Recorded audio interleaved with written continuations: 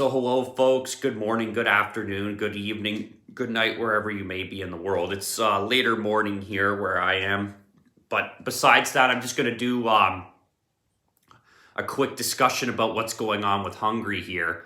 So Viktor Orban, who is more of a right-wing nationalist leader, who was the incumbent like probably for the fourth time now, has recently won the election in Hungary with 71% of the vote. So it goes to show that the majority of Hungarians support the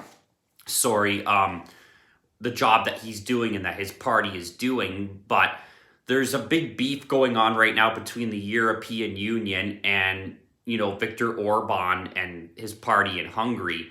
And, this has been going on for a while just for the simple fact that the European Union does not like Hungary, because the European Union is very pro-migrant, pro-immigrant, where Hungary has been very anti-immigrant and anti-migrant and quite nationalistic. And they haven't really been letting in any of these immigrants or migrants, or very few of them. So the European Union does not like that. They really don't like it because it's a disruption to their overall objectives and their plan, which is, a real globalist plan at the end of the day. But right now they're threatening basically to cut off funding or EU funding to Hungary or whatever, just because Orban got elected, even though Orban got elected in a fair and democratic election. There is nothing wrong with him being in power right now.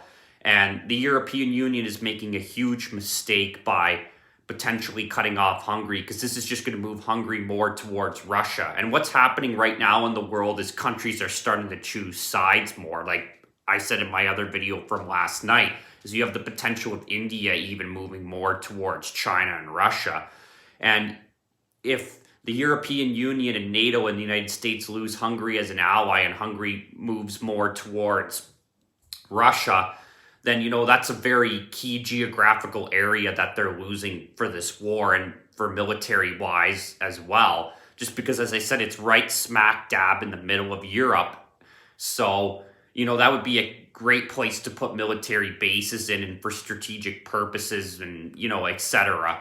And, if Russia were to gain that as an ally, that would be huge. It would move them even closer to places like Germany, France, the UK, like Western Europe in general. So, the EU is definitely making a very, very, very big mistake that could end up being a big loss and being another ally for Russia.